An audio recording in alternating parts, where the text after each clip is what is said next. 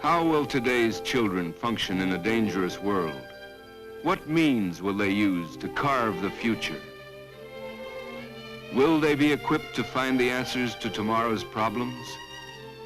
When you think about traditional learning, you think of a student sitting in a classroom and being talked at. Now I imagine a lot of you are still thinking... They are supposed to be a sponge. The teacher tells them information and they suck it up. That's not the real world. Having them actively engaged, learning about things in their community and doing projects that they care about is giving them that ownership of their learning. It's making them lifelong learners. It's giving them the critical thinking and problem-solving skills that they need as soon as they walk out of your classroom into the real world.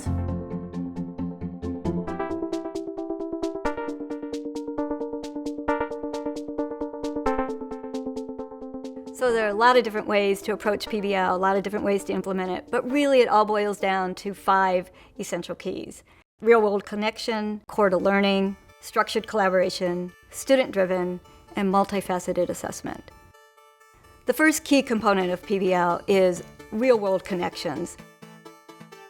And really what this entails is having an authentic problem that drives the curriculum. So students are given this question, for example, what's in our water and how did it get there? And then the students choose different paths to explore that question. One of the problems in the ocean is that with the higher amount of CO2, calcifying organisms are decreasing. We're testing to see how well life in the ocean lives without calcifying organisms.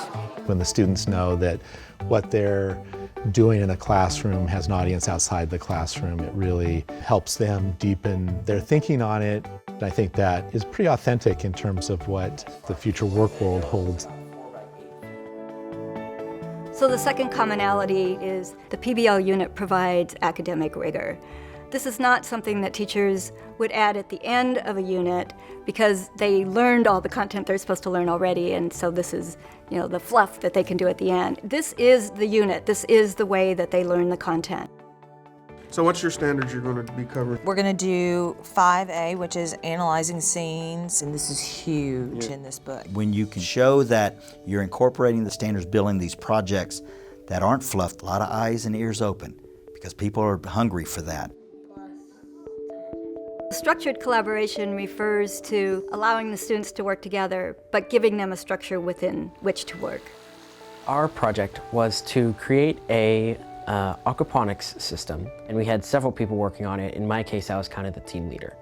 2 members of my group who are kind of just like the thinkers that would think, what if we could include this? Once those 2 came up with the ideas, it would go through another person who was kind of like the designer to figure out, oh, how would we make it? And then it would kind of go up to me and say, and I would kind of be like the final decider. We would never put 4 kids together at a table and say, here's a task, get it done during this time period. It's very carefully scaffolded.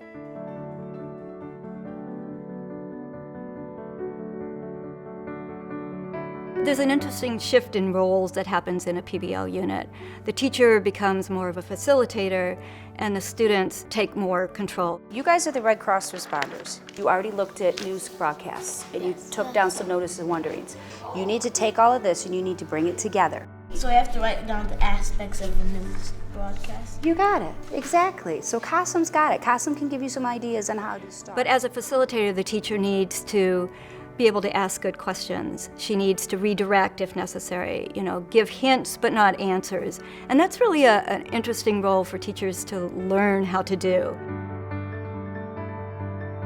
Multifaceted assessment refers to assessment being integrated throughout the entire PBL unit.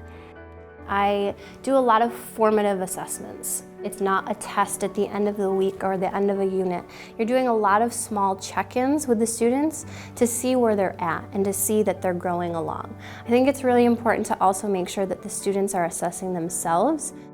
It's a process that we are really trying to bring back again to the student so that kids are part of the assessment process and that assessment is just not being done to them.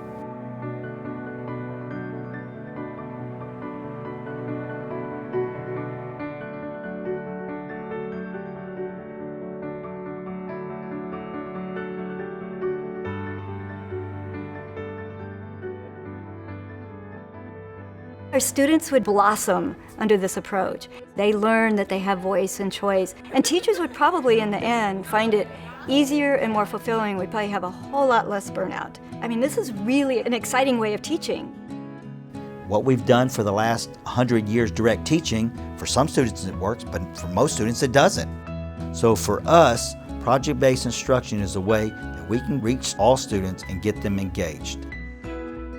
Right now, my favorite project is called Create Your Own Project. My favorite project this year was in chemistry, and what it was about, we were using chemistry and reactions to create a soda. It's a video production class, and we're making a kids show. We're calling it the Dojo Show. We're learning about spatial diffusion, Black Death, the Columbian Exchange. Reactions like double replacement, combustion, things like that. We're basically the teachers in this, so we're gonna create a rubric, our group contracts, and we're gonna launch this project to our class. We're learning how to collaborate and also work towards a creative goal. It helps us get into that creative mindset that really is something that's hard to find in any other high school.